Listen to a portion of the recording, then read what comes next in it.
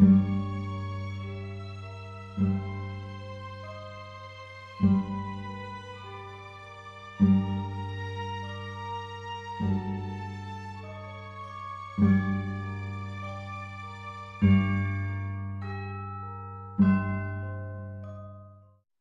my god, it's that guy from CSI, the yeah guy. It's him!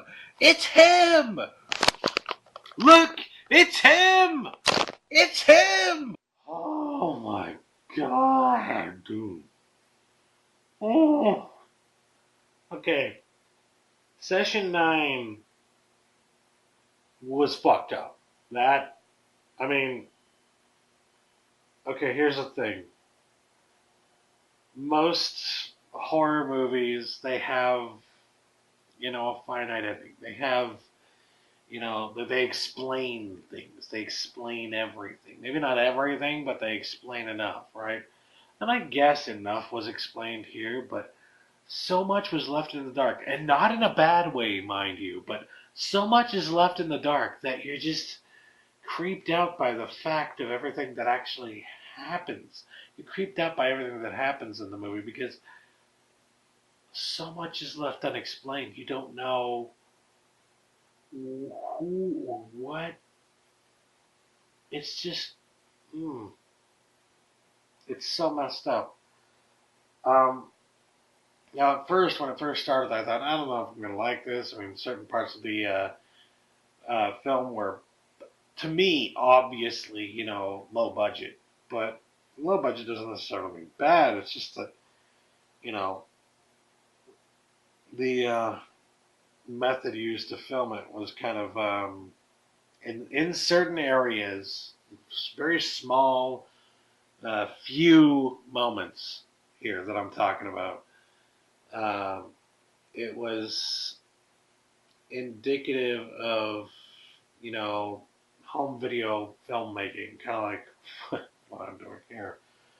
Well, what I'm saying is it wasn't like top notch in some of those areas. And here's the thing, it doesn't even matter because the rest of the movie is so freaking good that you don't even care and you don't even notice. Ah, it's got some great actors too. I mean, wow, that was messed up. That was messed up. I can see why people tell me to see this movie. I can see why they tell me you want something that's really scary, watch Session 9. Well, yeah.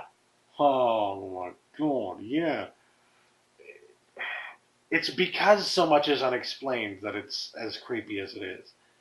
And that just shows you right there. You don't need to explain everything to scare people. You don't need to explain everything to make a good movie, especially when it comes to horror. You just need to explain enough. You need to show enough that people understand what's happened. And yeah, I don't know if I think it's like a really, really great movie because, it was good, but it wasn't great. I'll put it that way. If I were to give it like a grade 7 or 8 out of 10, um, there were just a few things that I would note as being, not a strong point, but definitely memorable. Definitely one of those that's going to be like, oh, hey, what the hell? Because you definitely are not going to expect it. You definitely, I don't care who you are watching this movie, there is nothing predictable in this movie. Predictability went out the window. No predictability here. Just, you know, you don't know who done it until the very end when you realize what happened. And then when you realize that, you're still left going, well, what? What? Oh, God, what in the hell? It's like there's more of the story to tell. I almost kind of want to see a sequel to this, but how would they do it? What would they call it? It's mm, definitely fucked up. So, yeah, good call from all my friends saying I should check that one out. And it is currently 12 a.m. It is almost the end of my 12-hour marathon. I'm going to go ahead and look for my last movie here. I don't know what it'll be, but I'm thinking since I've watched pretty much everything on Netflix thus far, why don't I make it an entire Netflix-a-thon? Literally have watched everything today on Netflix. That sounds like a good one to end the night off with. Troll Hunter. I've heard a lot of good things about this one as well. My good friend Sean Zarnizrak on here has been telling me that this is a pretty dang good movie. It looks like a horror movie. I think it's horror. um, it looks campy, creepy. I don't know. I don't know how. I don't know if it's going to be a serious movie or a not so serious movie, but just the title alone has me thinking not so serious. But anyways, I'm going to grab something to drink and then start Troll Hunter for what will probably be my last movie of the night, considering it's already midnight. So we'll see. If I have that 30 minutes left over, maybe I'll catch I'll watch a TV episode or something. I know that doesn't count, but it's like, what am I gonna do? Um, we'll see. Anyway, catch you then. Bam. Ah, well. What an excellent film to end it off with. I have to tell you. Troll Hunter, I think that's my favorite movie out of everything I watched today and tonight. It was just freaking awesome on so many levels. I mean, the special effects were cool. Was again, yes, cinema verite, found footage type movie. And I mean, it was just a lot of fun, honestly. Like the way that it's all set up, it's fun. It's it's scary, but at the same time, it's not the kind of scary where you're just like scared for your life. It's you're freaked out because oh my god, trolls exist in this universe. No. I believe them. I believe that this is real found footage. Totally. But I mean, it was just crazy, man. It's crazy. It's crazy, man. And I guess that's going to cap it off for the night because my Netflix has stopped working. I don't know why. But, oh. Troll Hunter was just an excellent movie all around. The way that it was all. The trail that the story winds down is just really cool. I mean, there's almost. I mean, I swear there's like. It's not just found footage movie. It's like if you take a found footage movie and mix it with like a. You got, in my opinion, like an Indiana Jones character here. Um, and just a group of young people who are like shocked as I would be to find out that trolls apparently exist, you know, and yeah, it's just a hell of a lot of fun, honestly. If you haven't seen it yet, see Troll Hunter. Oh my god, that was awesome. I mean, I'm not kidding. What a way to end off the night. I had no freaking clue. Oh. So yeah, that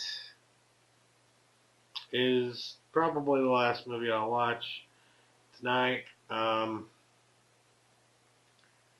guess I've answered all of the questions put to me, but I think I kind of want to talk a little bit more about horror films, just a teensy. Because people think that the future of horror, I mean, there are some people who think the future of horror is dim. They look at movies that are crap. I mean, there's always a bunch of crappy horror movies. I think that's the thing. Is people have to remember. It's one of those genres that's so played out that anybody can go and make a horror movie without even thinking about it because they've all seen a million horror movies. You know, it's one of the biggest, especially if you're American, it's one of the biggest genres for that out there. Um, Especially considering the way that horror films are typically done. Um, you see a lot of amateur filmmakers doing horror films. I mean, when I was reviewing movies for Movie Cynics, most of the movies that I got were really, really, really crappy horror films from really, really, really crappy directors and really amazingly horrible fucking acting. And it wasn't like the, corny, campy, it's fun because it's corny and campy and stupid. No, these were almost a pain to watch bad. I mean, you think Troll 2 is bad? How about Dead on Sight? Have you ever seen Dead on Sight? Because let me tell you, you don't want to see Dead on Sight. Look it up if you have to, but I'm begging you, do not watch that movie. It is the worst film ever made. Period.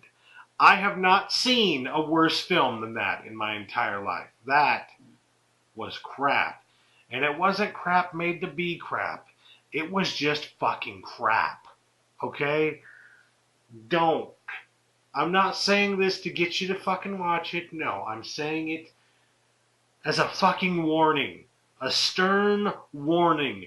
Do not watch that film. Oh, it is painful. It is painfully bad. But then, I guess the point I'm trying to make here is that, anybody can make a horror film, and everybody does make horror films. People you've never heard of make horror films. There are millions of freaking, I don't want to say millions, but there are thousands of freaking horror movies. I would say there's hundreds of horror films that get made a year by people you've never heard of, and they never get seen by anybody because they never get distributed anywhere. And even when they do get distributed, they don't have any, there's no advertisements for them. So nobody knows they exist. And these are the movies that I used to have to review. So needless to say, I've seen a bunch of crappy horror movies that nobody's ever heard of and nobody wants to see. Trust me on that. Nobody wants to see these. But, it's true. It's true there are a lot of bad horror movies out there. But that doesn't mean that they're all bad. I mean, there are still really great horror films being made now, and some of them, yes, very few, but some of them are coming from these unknown directors who just decided to go out and make a horror film one day. That's kind of the story of Paranormal Activity, and that was made on budget of $15,000. Um, $15,000. I don't even know if that can buy you all the equipment you'd need for a Red camera. I mean, it might get you the camera, but then all the equipment you'd need with it, it's cutting it close, So really, it's not easy to just go and make a film for $15,000 and then have it make as much money as Paranormal Activity did. I mean, people really don't understand. That was, in recent history, a big fucking deal in terms of movies making lots of money. There was, okay, let's just compare this to film past, all right?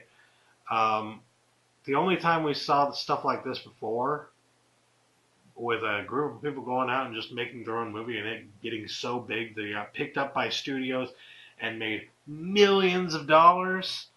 I'm thinking like the new Hollywood days, stuff like with Easy Rider, where a couple of guys started their own little studio um, with money that they got from monkeys and stuff like that, you know.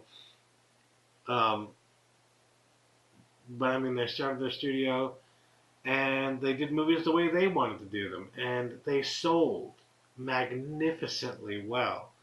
And there were other examples during that era of films that were, you know, done by technically amateurs that ended up being so, you know, popular, so well accepted, so, you know.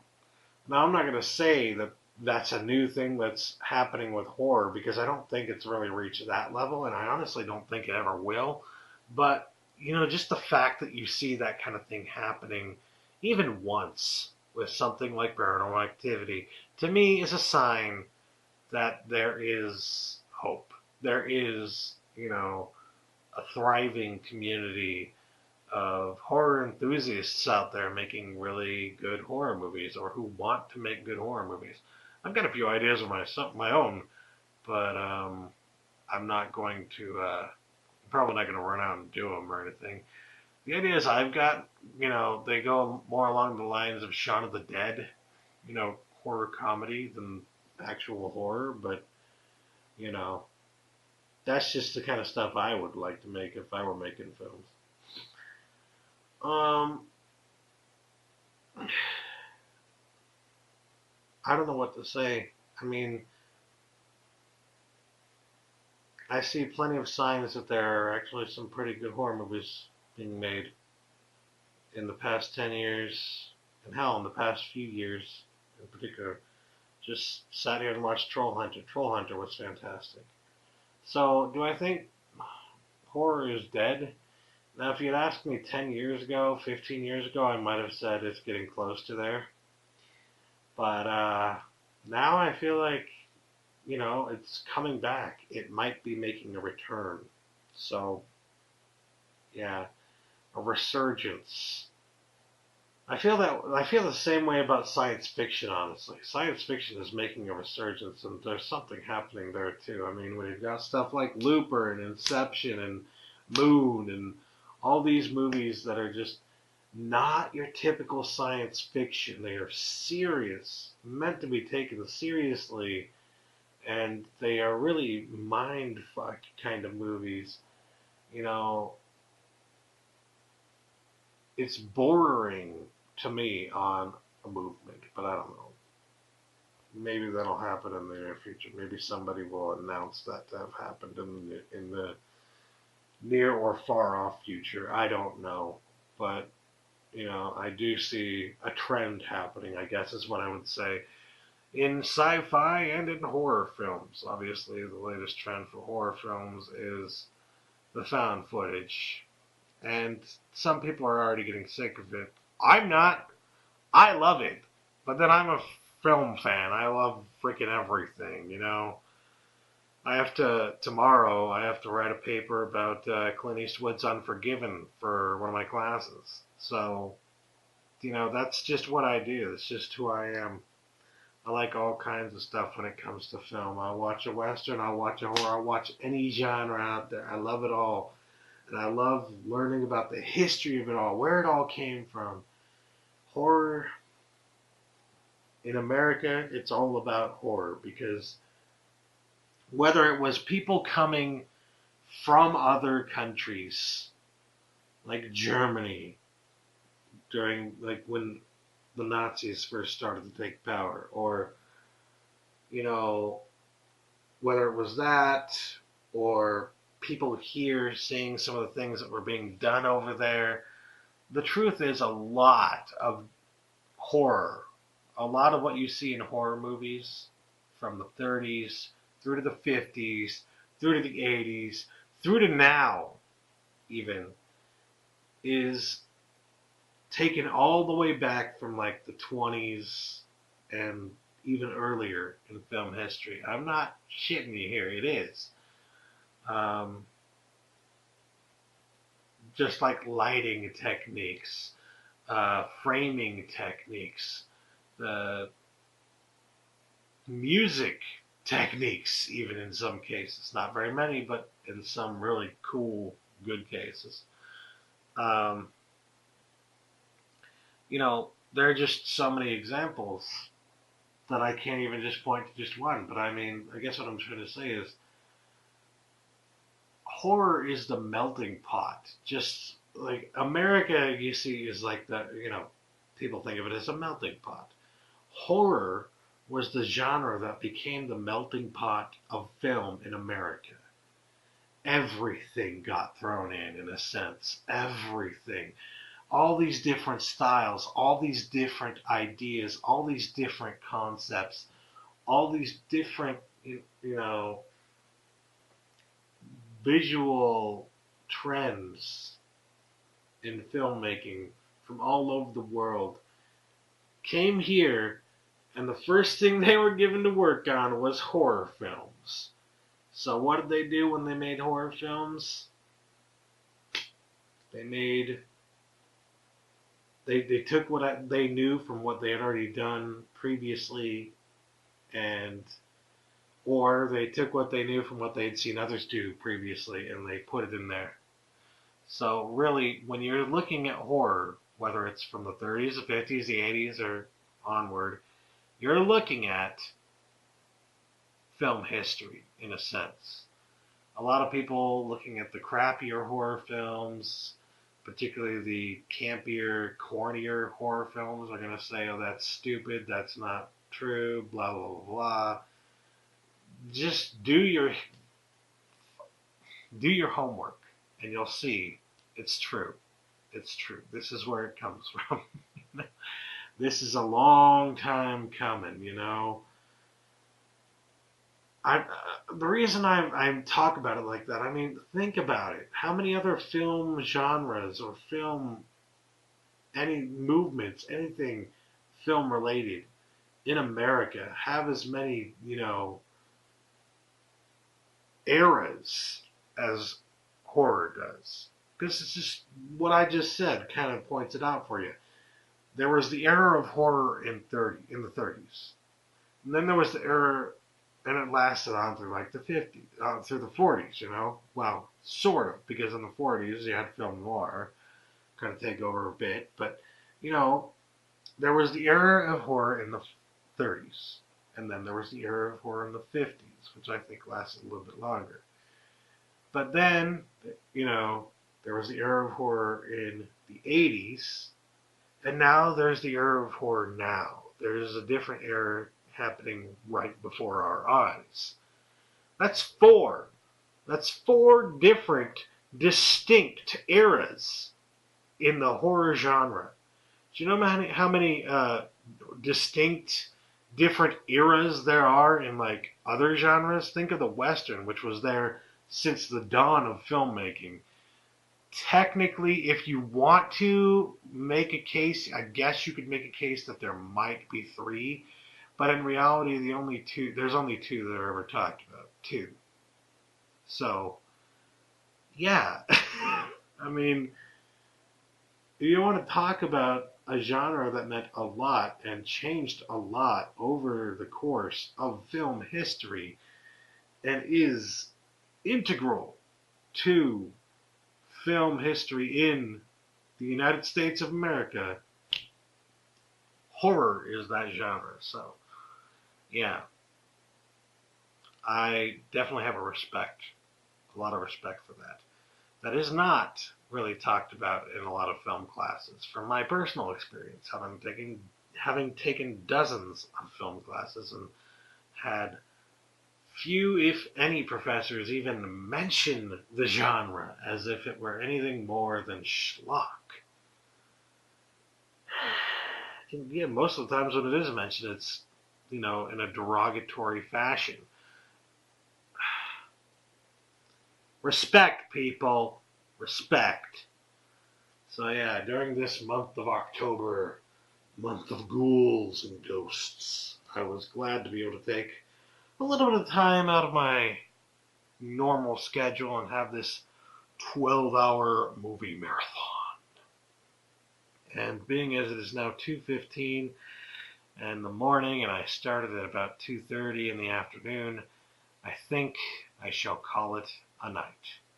So, thank you for watching. I know it might not have been too terribly interesting or entertaining seeing me from basically the same place. I tried to, mix it up a little bit for you, but I'm not like I'm still a little bit sick and I'm not feeling that good right now, so I just tried to keep it, simple this time around. Hope that's all right. But yeah, I think it's kind of interesting what I did here. I mean, I watched all the movies on Netflix. I watched all movies that I had never seen before. That wasn't even one of the rules. It was just, something I decided to do myself because I felt like it, as a part of my own, to make it my own, I guess, movie marathon as laid out by our Chataway 87. If you want to do this yourself, you can go for it. It is a whole lot of fun, I can tell you from my own experience tonight. These movie marathons are always great. I can't wait to see what he does next, Um, I'm not saying that our Chataway is the only one that can do anything like this, but, I can't wait to see what the movie community here on YouTube does next because whatever it is, I'm sure I'm going to at least try to be a part of it because these are fun, So, thanks for watching. Catch you later. Peace.